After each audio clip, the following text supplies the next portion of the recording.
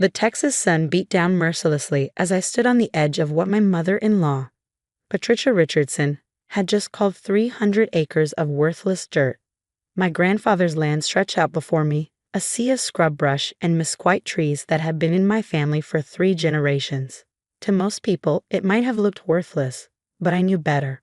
Really, Rachel, Patricia sighed, her designer heels sinking slightly into the dusty ground. You should be thanking me for taking this burden off your hands. Property taxes alone would eat up half your teacher's salary. I watched her gesture dismissively at the land, her diamond rings catching the sunlight. Behind her, my husband Thomas shifted uncomfortably, avoiding my eyes.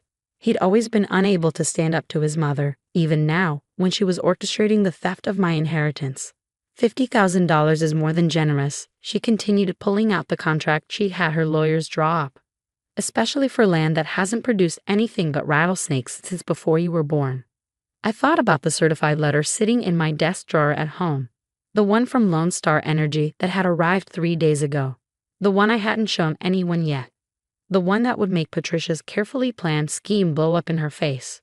You're right, I said quietly, watching confusion flicker across her perfectly made-up face. She'd expected resistance, had prepared for a fight. My easy acquiescence made her suspicious. Well, good, she recovered quickly. I always said you had more sense than sentiment. Unlike your grandfather, bless his heart, holding onto this wasteland like it was gold. My grandfather, James Cooper, had been a high school science teacher like me. But he'd also been something else, a geology enthusiast with a keen understanding of Texas' hidden resources. He'd passed that knowledge on to me during countless weekends spent on this land, teaching me to read the signs that most people missed. You'll sign the papers at dinner tonight, Patricia announced, already turning back toward her luxury SUV. I'll have the funds transferred immediately. Of course, I agreed, suppressing a smile as I watched her stilettos wobble on the uneven ground. Wouldn't want to delay your plans. Those plans I knew included selling the land to a real estate developer who'd been eyeing it for a new subdivision. Patricia had been bragging about it at every family gathering for months, how she'd turned this wasteland into a profitable development. She thought she was taking advantage of my financial situation. A teacher's salary, student loans, and a husband whose business was struggling. What she didn't know was that I'd been in contact with 3 different energy companies over the past year. Grandfather's geology lessons hadn't been just weekend entertainment, they'd been preparation. He'd known what lay beneath this worthless land, had documented it meticulously in journals I'd inherited along with the property. That evening, at Patricia's carefully orchestrated dinner party, I sat quietly as she presided over her dining room table like a queen. The crystal glasses sparkled, the silver gleamed, and the contract sat by my plate like a snake waiting to strike. I've already spoken with the developers, she announced to the assembled family members. This time next year, Richardson Estates will be the most exclusive address in the county. My brother-in-law, James, whistled. Must be worth a fortune if developers are interested. All the land itself is worthless, Patricia waved her hand dismissively. But location is everything. Once we clear all that scrub brush and level it properly.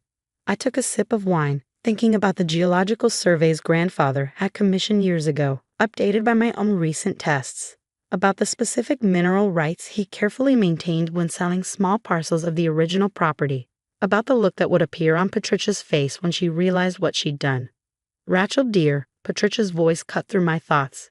Let's get the unpleasant business out of the way, shall we? Then we can enjoy our dinner. She slid the contract across the table, a pen following it like a well-choreographed dance. I could feel Thomas tense beside me, could see the mixture of guilt and relief on his face. He thought his mother was helping us, giving us a way out of our financial struggles. I picked up the pen, noting how the dining room had fallen silent. Patricia's smile was triumphant as I began to sign, her fingers already reaching for the contract. Just one question, I said, pausing with the pen hovering over the signature line. The mineral rights are included in this transfer, correct? Patricia's smile flickered slightly. Of course, dear. The entire property, lock, stock, and barrel, as they say. Though why you're worried about mineral rights on worthless land? I signed with a flourish, sliding the contract back to her. Just curious. Grandfather always said it was important to be clear about these things. Patricia practically snatched the contract, her eagerness showing through her polished veneer. Well, that's done. Thomas, be a dear and open the champagne. We should celebrate. As Thomas moved to the sidebar, I pulled out my phone and sent a single text. Papers signed. Proceed with phase 2. The response came immediately. Understood. Survey team arriving 8 a.m. tomorrow. I raised my champagne glass along with everyone else, smiling as Patricia toasted to new beginnings and profitable ventures. She had no idea that I just orchestrated the most expensive lesson she'd ever learned about underestimating people. By this time tomorrow, Patricia would discover that my worthless inheritance was sitting on top of one of the largest untapped oil deposits in the county. And thanks to her own greed and hasty legal work, she'd just signed away millions in potential profits. Grandfather had always said that patience was the key to both geology and justice. As I watched Patricia celebrate her supposed victory, I thought about how right he'd been. Some things, like oil deposits and revenge, just needed time to develop properly. Tomorrow would be interesting indeed. The next morning dawned clear and bright, perfect weather for what was about to unfold. I sat in my grandfather's old pickup truck at the edge of the property, watching through binoculars as the Lone Star Energy survey team set up their equipment. Right on schedule, a cloud of dust announced Patricia's arrival. Her Mercedes SUV roaring down the dirt road like an angry bull. I checked my watch, 8:15 a.m. She must have gotten an early call from someone at the county record's office about the sudden interest in her new property. Patricia's car skidded to a stop, spraying gravel. She emerged looking considerably less polished than yesterday, her designer outfit already wilting in the Texas heat. Her face turned an interesting shade of red when she spotted the Lone Star Energy logo on the trucks. "What is the meaning of this?" she demanded, storming toward the survey team. "This is private property." Mark Wilson, Lone Star's head geologist, approached her with a professional smile.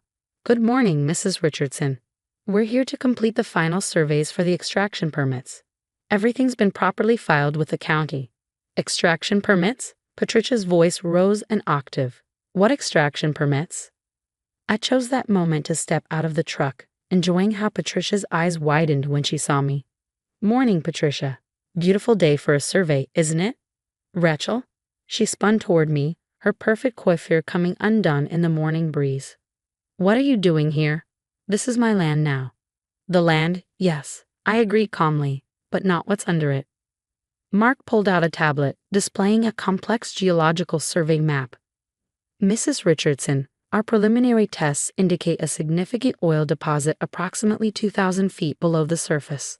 Conservative estimates suggest oil." Patricia's voice was barely a whisper. "Roughly 5 million barrels," I finished for him. "Worth about $400 million at current prices. Of course, that's before extraction costs and royalties." Patricia's face went from red to white so fast I worried she might faint. But the contract didn't include mineral rights." I completed her thought. "You might want to check paragraph 7, subsection C. Your lawyers were very thorough about transferring the surface property, but they never mentioned subsurface rights. Those still belong to me." "That's impossible." She fumbled in her designer bag, pulling out a crumpled copy of the contract. "Actually," Mark interjected, "it's quite common in Texas law. Mineral rights are separate from surface property rights. The documentation Ms. Cooper filed with the county last month makes it very clear." "Last month?" Patricia's head snapped up. "You knew? You knew about this when you signed the contract."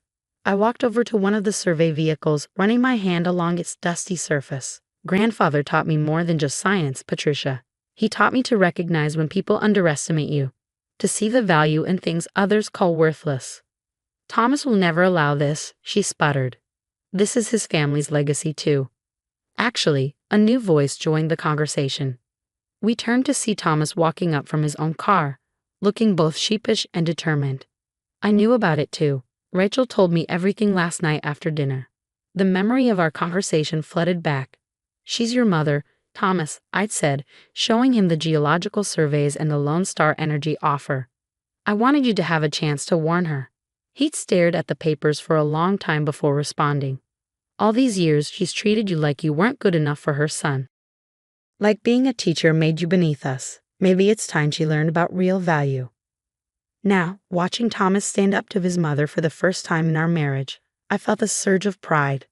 "This is a trick, Patricia declared, but her voice trembled. I'll sue. You'll what? I asked quietly. Admit in court that you tried to swindle your daughter-in-law out of her inheritance. That you pressured her to sell valuable land for a fraction of its worth? That might make an interesting story for the country club gossips. The survey team continued their work, the steady beeping of their equipment providing background music to Patricia's meltdown. The developers, she began, have already been informed that the property is no longer available. Thomas cut in. I called them this morning. Mark cleared his throat politely. Miss Cooper, if you're ready, we should discuss the extraction timeline. Lone Star Energy is prepared to offer a very competitive royalty package, 20% above standard rates. I nodded. Plus a seat on the local advisory board. Grandfather always said education and energy were Texas' two greatest resources. I plan to honor both. Patricia swayed slightly, and Thomas moved to steady her. Mother, maybe you should sit down. How much? She whispered.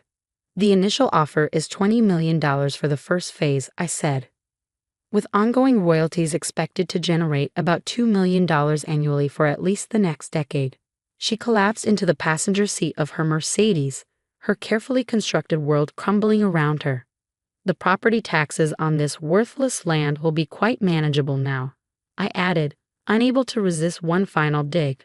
Over the next few hours, as the survey team completed their work, I watched Patricia age years. Her perfect makeup couldn't hide the shock and fury warring on her face as she realized how completely she'd been outmaneuvered. By evening, the story had spread through the family like wildfire. My phone buzzed constantly with messages from relatives who'd witnessed my humiliation at dinner the night before. The family dynamics had shifted seismically, much like the oil deposits beneath our feet. 1 week later, I sat in the Lone Star Energy boardroom signing the final contracts. The company's lawyers had been impressed by my grandfather's meticulous record-keeping and my own careful planning. One last thing, I told them, pulling out a document of my own. I want to establish a scholarship fund with part of the proceeds for local students interested in studying geology or education. In memory of your grandfather? The CEO asked. No, I smiled. In honor of Patricia Richardson. To remind everyone that true value isn't always visible on the surface. The story became something of a legend in our part of Texas. They say Patricia sold her house and moved to Florida, unable to bear watching oil rigs rise on land she called worthless. Thomas and I stayed, watching as my grandfather's legacy helped fund new schools and community projects. The worthless land proved even richer than initial estimates suggested.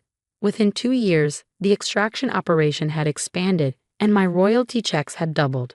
I kept teaching them now in a new science building that bore my grandfather's name. Sometimes, when I visit the property, I bring my students for geology lessons. Standing where my grandfather once stood, I teach them what he taught me, that knowledge, patience, and integrity are the real valuable resources. And on my desk at school, I keep the contract Patricia had me sign, framed next to my grandfather's first geological survey of the property, a reminder that sometimes the best revenge isn't about getting even. It's about proving just how wrong someone was to underestimate you.